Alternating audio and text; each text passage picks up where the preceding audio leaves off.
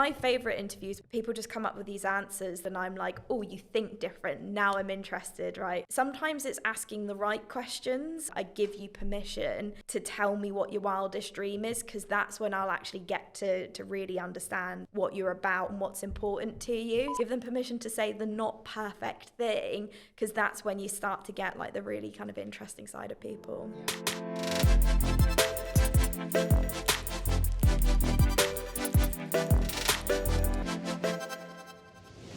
Hello and welcome to Kubrick Voices. We're thrilled today to have Alex Taylor from Microsoft Senior Manager, as well as resident Global Head of Channel Alliance, Jay Lockwood. Welcome both. Yeah, very good. Thank you. Thank you for having us, Camilla. No, pleasure. I mean, we're here to talk about, the small, undaunting topic of the digital skills emergency. But really, what is it? How is it affecting our businesses? But more importantly, how is it affecting our industry and workforce and kind of the younger generations coming into a much more technological world than we've ever been in? But before we dive in, Alex, tell us a bit about yourself, your role at Microsoft and how you got there. Yeah, happy to. Thank you so much for having me, by the way. It's genuinely a pleasure to be here. So I've been at Microsoft for coming up to 10 years now. I actually did a law degree at uni and then joined on the graduate scheme. So having had a bit of like lived experience in some of the stuff that we'll talk about today, I feel really kind of very passionately about the idea of technology being a very accessible career path for those that might not necessarily have known that growing up and going through school. So I've had a few different roles across the organisation at Microsoft. I started in like customer support, moved into sales, and then more recently been in customer success. So responsible for a team of cloud solution architects that really help our customers to adopt the cloud platforms that we offer and deliver kind of success off the back of those. So quite a technical team, even though I personally don't have a depth technical background. But yeah, it's really great to kind of look at that transition, and one of the things that we look at very closely as part of the customer success unit is how are we looking at workforce of the future, where are we sourcing talent from? It's such an emerging area of skill, and we're really having to be very competitive in the market now. So looking at other routes to sourcing that talent is a huge priority for us, hence the link up with Jay and the team around the work that you guys are doing. Amazing. Yeah, I mean, it sounds like you've had to learn a lot, but equally a lot of transferable skills still coming from law and kind of that sort of strategic big picture thinking of how we kind of figure out that talent resource side. Yeah. And Jay, a bit of background on yourself for those who don't know. Hi, everyone. So Jay Lockwood, I've been at Kubrick now just shy of a year and a half, initially in charge of sort of the Channel Alliance, all things tech partnerships and relationships with companies such as Microsoft, and just trying to make sure that we make the most of those partnerships, make the most of all of the talent that we're lucky enough to have, and point them in the direction of our customers, clients that need them the most. Obviously, my new role will be also helping the team set up the US side, so Kubrick Mark II in New York initially. So a really, really exciting time to be part of the company. And I'd just like to say, having heard Alex on calls, her technical abilities far outweighs mine. So I think she's already mastered one of the key things is mastering the technical talent to sort of hold a room, which is something that I've certainly tried to grapple with in the last 18 months. Yeah, exactly. I mean, I think we're all from non-technical backgrounds in that way. Similar with you, Jay, you're very much from a more people-focused area. Kind of how did you end up in tech? Yeah, so I set up a school about 7 years ago now, and it was focused. It was in Feltham, an area of socioeconomic deprivation, and we really focused around the digital, and really focused on how can we help this society sort of transform with everything that's going on, and really looked at digital skills to trying to bridge that gap. So we set that up. I sort of ran that for 5 years and got to know Tim and Simon through the process, and then joining Kubrick was a next departure in terms of helping address the digital skills emergency at a slightly larger scale than a school in Feltham. Slightly larger, yeah, we're getting there. It's a casual international business.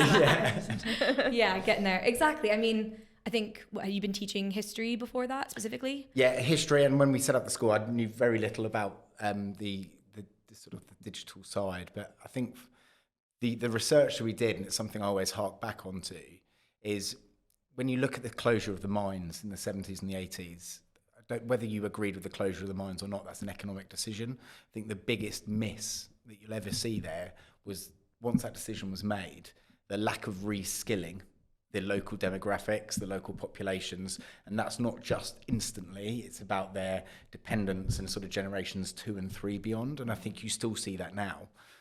Across so much of the country, and you know, that's really the focus of the Levelling Up campaign, trying to unpick so many of the problems that were created in the 70s and 80s, and we're on the cusp of another transformation. And I think in the Feltham area around Heathrow, I think 2% of our parents had gone to higher education, a lot of them working in quite sort of repetitive manual jobs, a lot of shift work, a lot of driving work, a lot of working on sort of factory lines or supply lines and chains, and actually the highest at risk of automation.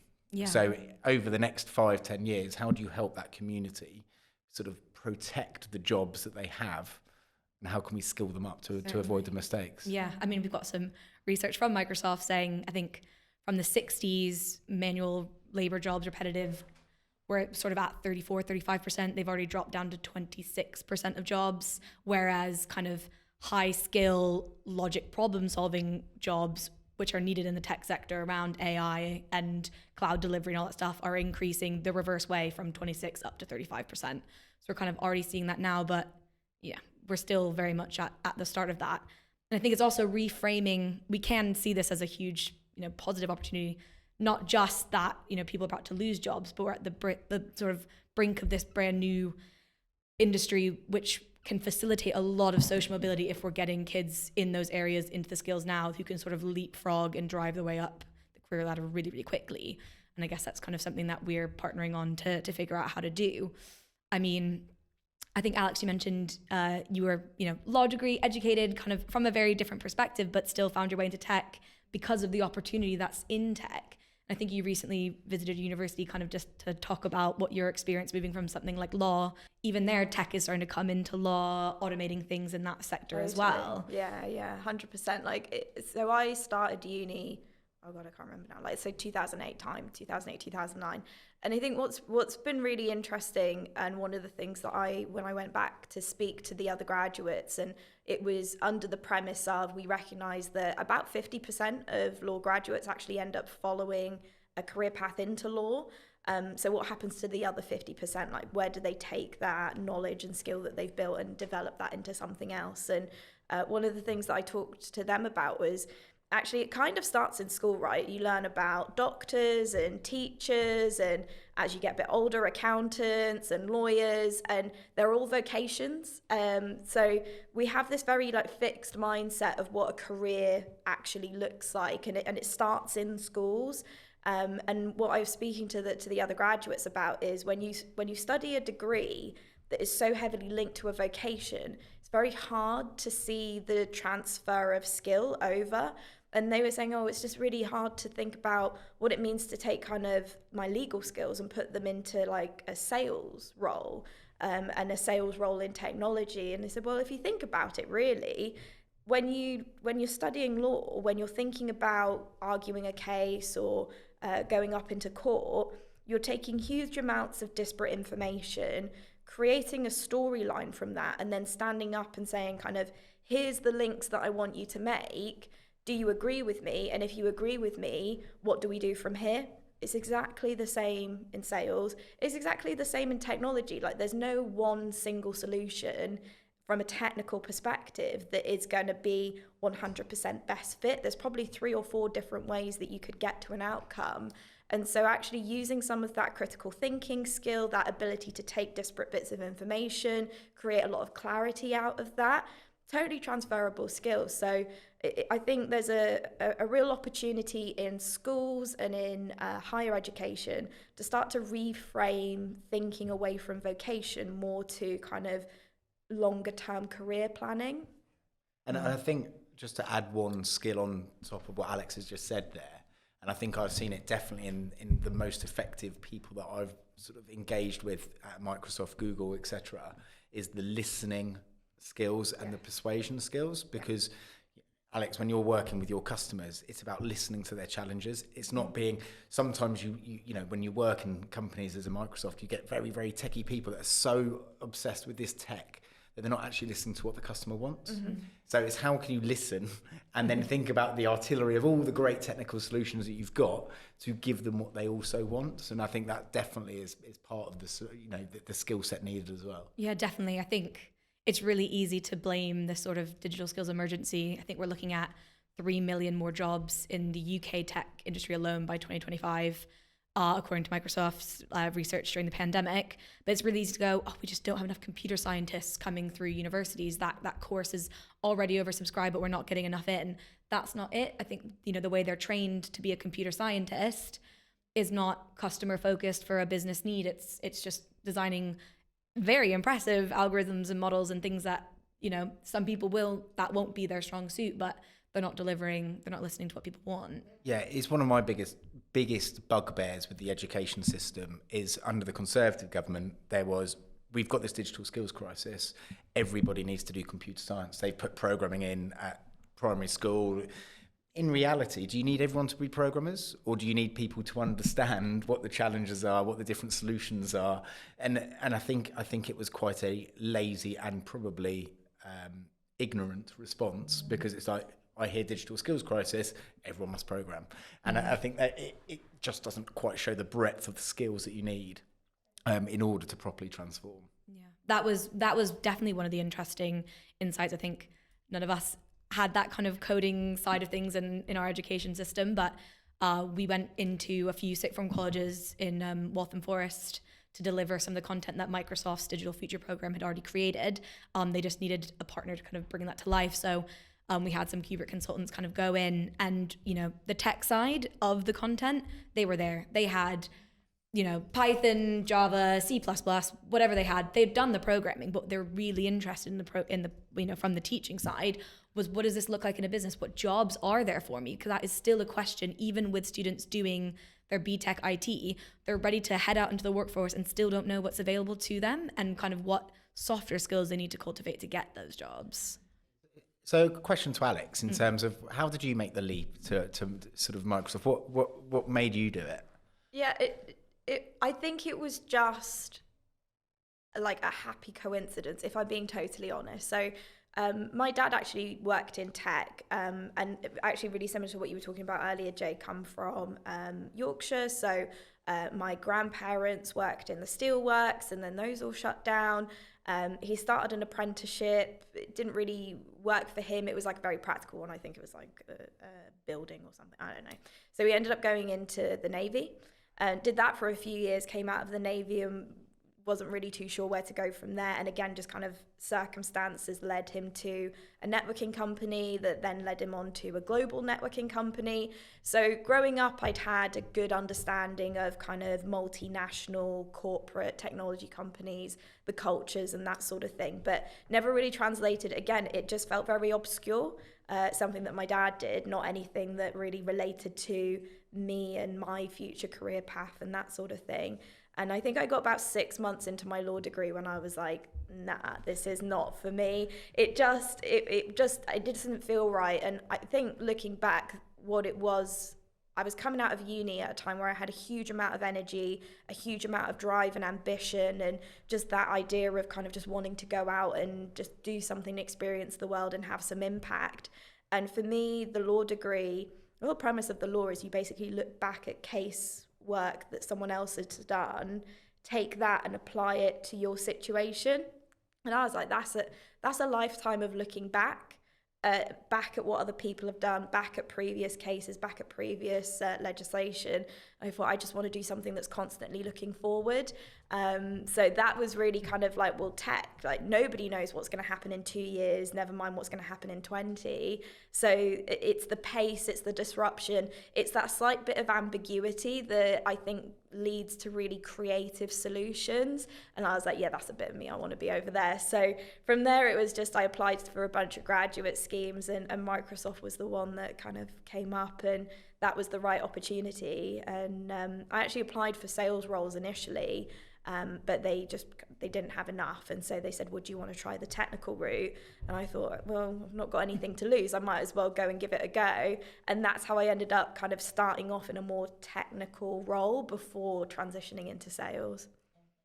Really honest question, and obviously, how different do you think it feels today, 10 years on, in terms of that, you know, when you first went in, the barriers, you know, a young lady at the beginning of her career from a non-technical background, to sort of now, has it changed in terms of culture? Is it more accepting of that? Yeah, I think so. Do you know what? I was really lucky because I think Microsoft even 10 years ago was very focused on creating that kind of space for everybody. And it was only when I started on the graduate scheme and I spoke to some of the other graduates, I was like, actually, only a small percentage had actually come from a tech degree. There are a bunch of law graduates. I think like one of my friends did a marine biology. So already they were starting to think about kind of creative solutions to technical skilling. So it felt very comfortable being around kind of other people with very diverse backgrounds. I think once I actually it was more when I started to go out into customer that I felt that imposter syndrome a little bit, like, oh, okay, I'm the one that's here representing this big kind of global technology company in a room of like incredibly nice, but a room of like much older men. And so I was like, how do I have credibility with these sorts of people? And some people, not, I didn't have this experience, but other friends of mine had worse experiences where they just kind of refused, they weren't acknowledged in the room. And so that I think was really challenging. But again, this is where for me, the experience of being in an organization like Microsoft, I've had very great and empowering allies through the years that I've worked in the organization. So I remember when I was kind of in my kind of early 20s, I just moved into a sales role, and I was working with public sector customers. And I sat in this room and one of our GMs was in there talking about kind of what we're doing around disrupting public sector. And he kind of pointed at me and he was like, Alex, you're a perfect example of this. Like, you've got this kind of very white collar, very traditional sector. And then we're like parachuting in people like you. I was wearing this like audacious floral jacket, like neon colors. And then you go, well, have you thought about doing it like this? So it was almost like, in that moment, he took something that I felt was an insecurity and just instantly turned it into a superpower. And I think that's the responsibility that like we now have collectively out to the next kind of wave of particularly young women and minority groups that are coming into the organizations. Is it's not enough just to create the space for them, it's what happens after that, and like how do you do that empowerment and give them permission to just be themselves. I mean, I find that a fascinating point, and it's something I think all companies have to really grapple with, because, you know, and I'm very proud to work for a company where this isn't the case, but sometimes diversity stats are things to whack on your website. Exactly. But effectively, how do you really empower diversity once you've employed diversity, and Yes. how do you protect the differences? Because somebody, you know, people look, sound, act differently, and that should be, how do we celebrate that, how do we support that, how do we empower that? And for us as a company, it's really important, how do we get our customers to understand that? Because I think everybody loves talking about diversity, but people don't always necessarily understand what it means to them in reality, and how we need to support. And I would say this from my experience at Feltham, I've worked with some of the most wonderfully talented young people, but they spoke in a different way to me. They'd been brought up differently. But actually, when you think about how we prep them for their university admissions, or how we prep them to go into these great apprenticeships, got a couple into the Microsoft apprenticeships, we prepped them to sound more like me. We didn't say, go be yourself. And I think that's, again, a failure on our part and a lack of empowerment. And that's something I've definitely sort of matured on, in terms of thinking, but what you are trying to do is feed the system, and the system wants a particular type of person. Totally. So how are we brave enough to have these open conversations and say that they've got to sound like themselves? And that authenticity is utterly critical. Yeah. And break down the barriers and the doors with their raw talent first, not how they speak. I think we've probably all been in interviews, been interviewing employees where they talk the talk, but you sort of walk away and go, but I don't think they said anything. They just sounded like me, but I don't know what they want to do. I don't know what they feel passionate about, what they want to change here. And I think kind of we're always working at Kubrick on how we can test skills virtually through platforms, through gamifying things, so that we can see people's raw talent without having to ask them to repeat it to us in an exercise, which is, quite falsified. And I don't know, kind of with your skills emerging kind of crisis over there in Microsoft, what kind of ways you're looking at ways to identify talent in a very genuine, authentic way. Kind of what sort of, I don't know, routes or kind of interview styles or any of that kind of stuff. What kind of ways are you maybe thinking about how you can kind of understand someone's actual potential amidst the kind of fuzz? Yeah. Particularly, I think, for early in career as well, because a lot of the scenarios that you would go to in a kind of traditional interview and recruitment process are probably experiences that they haven't had yet. And so you're either asking them to barefaced lie or make it up or do the hypothetical. And in all of those scenarios, you're never actually really setting candidates up for success. So we worked with a third party, actually, and our recruitment teams have done an incredible job of creating a more holistic recruitment process. So we do like group exercise and an interview, but they're all standardized interviews, and the questions are a lot more around think about, in this scenario, how would you react to that? And it's giving people opportunity to kind of process and then go, oh, well, if that was the case, I would think about it like this, because then you know, actually, okay, well, when you come in the door and you face that scenario, there's something there, the way that you approach it. But my favorite interviews when I do it, because I do quite a lot of the early in recruitment, and my favorite ones are the ones that people just come up with these answers that are just so like left field, and I'm like, oh, you think different, now I'm interested, right?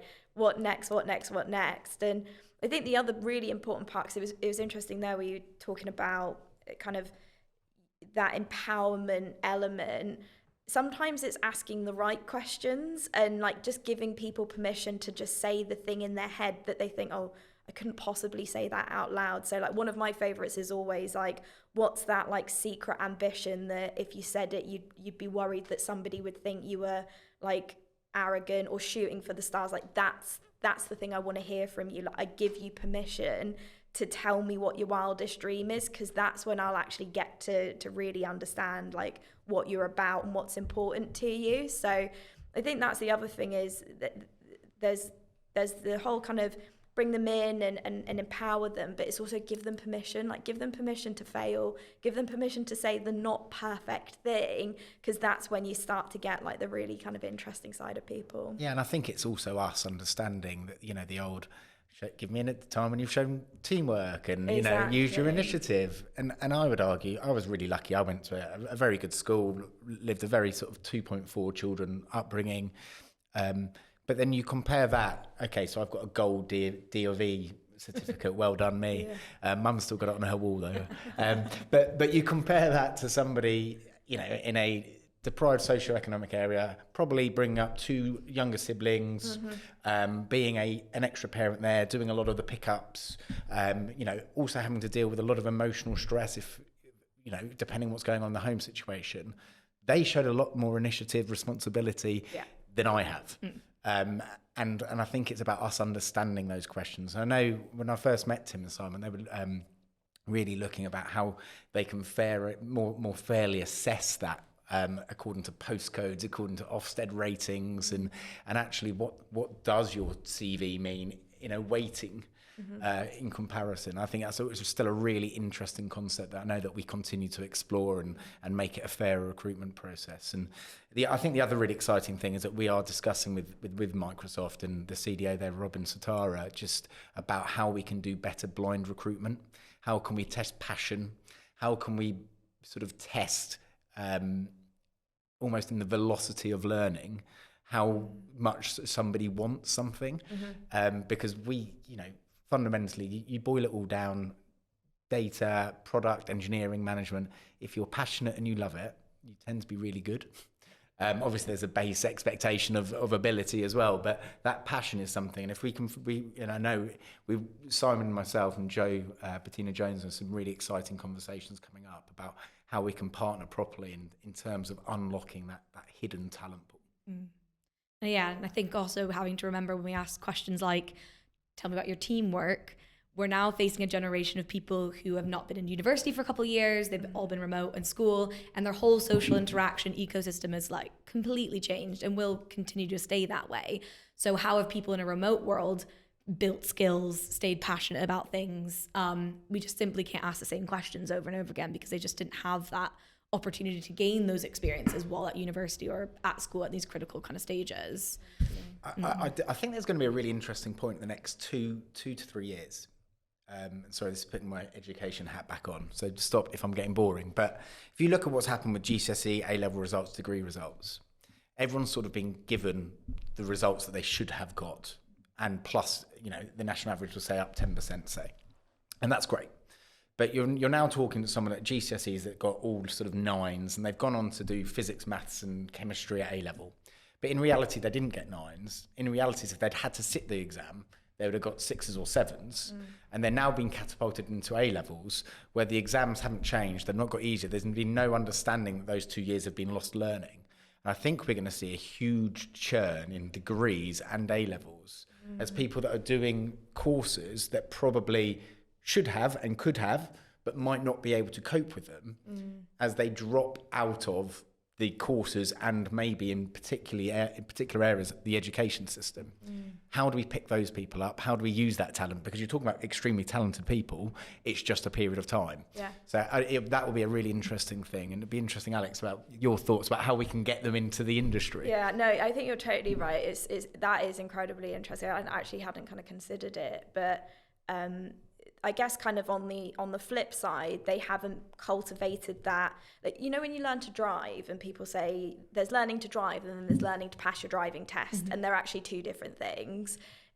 They learnt to drive, but they didn't necessarily learn to pass the driving test. And so are they going to be able to carry on through that kind of traditional education system, or is something more like what you guys are offering better suited to what is actually probably going to be one of the more resilient generations that we're going to be having coming into the workforce? Like, we all went through a huge amount of disruption, but that kind of between like 14 and 21 is such a life-defining time period. It's when you're going through like self-discovery and making those connections, learning from others rather than learning from your kind of primary caretakers. And so they've had to adapt and be very adaptable. So I think we're going to have a huge group of recruits coming in that will just have inherent resiliency to change and disruption, because that's the skills that they've built over the last 3-4 years. So that would be the thing that I'd start looking at is, okay, how do we start to take that group and then say, right, okay, how do we give you practical learning? And I think that's the thing, as we're going through recruitment for our early careers at the moment, the thing that they all crying out for is, get me into an office. Like, when I was going through, I was like, how do I not come into an office? Like, how do I get flexible working, guys? But now people want to be connected, they want to be interacting. So let's take that really resilient generation, put them into really hands-on practical training and learning opportunities, and then see what they do with kind of the next 5 to 10 years. Yeah, and I think that's a really interesting concept, because I think that return to work question is important. And you sometimes click onto LinkedIn and everyone's sort of talking about, I want to be free forever, and it gets 1 million likes, and companies are, really congratulated for this sort of way of attracting talent. But I do worry for that generation that first start work from 21 to 26, if it is all remote, as to how much of a learning it is remotely. I mean, some companies might be able to smash it out the park and get it right, but I think it can hide a lot of sins, and I do worry about the retention of talent. And just think back from a personal way, I learned the most of watching people that I wanted to be like between that period of 21 to 25, and that really matured me and made me better. And it's how do you generate that in a sort of virtual environment? Yeah, and I mean, we're still pretty optional, flexible here, but I don't know if even the cameras are picking up, but all the consultants are in choosing to, because they're in groups learning in the sort of agile environment. And while they were doing that remotely, it's all fine being a Teams call, but they genuinely prefer to be together around a table working on their projects.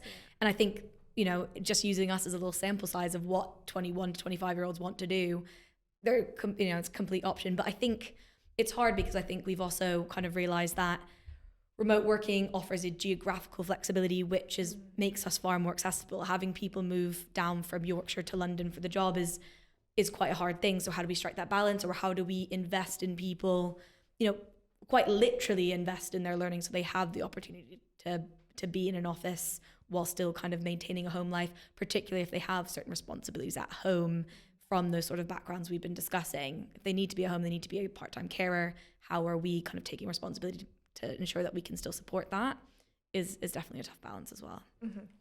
Alex, can I ask you a question in terms of if you're Education Secretary tomorrow? Yeah. Big question. Big question. But you know, one of those $1 million questions that you just mentioned. What 3 things would you change to bring in more people like you to the industry? What could have? So it happened to you anyway. But what 3 things would you think that we need to see to make it more of an accessible industry?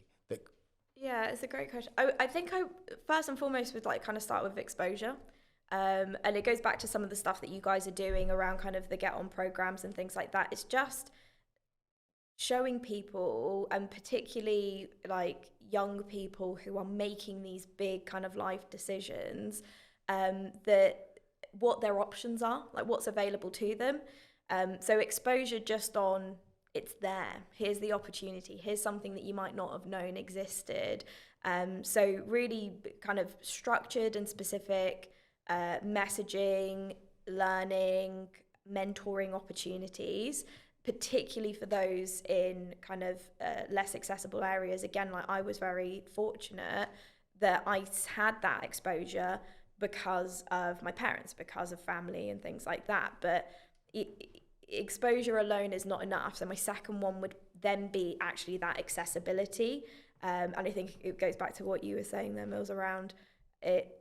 If you do have home life and other responsibilities, how do we create training, learning opportunities that give people that balance? Like university it's quite full on, right? People joke a lot, oh, well, you only go to lectures a couple hours a day and then it's like down the pub. And to a degree, that's true. But one of the things that I always found through my university experience is you don't really get time off. Like even when you break for Christmas, even when you break for Easter, you have exams that come up almost straight after that period. You have coursework deadlines. Like it's a very full-on process over a 3-year period.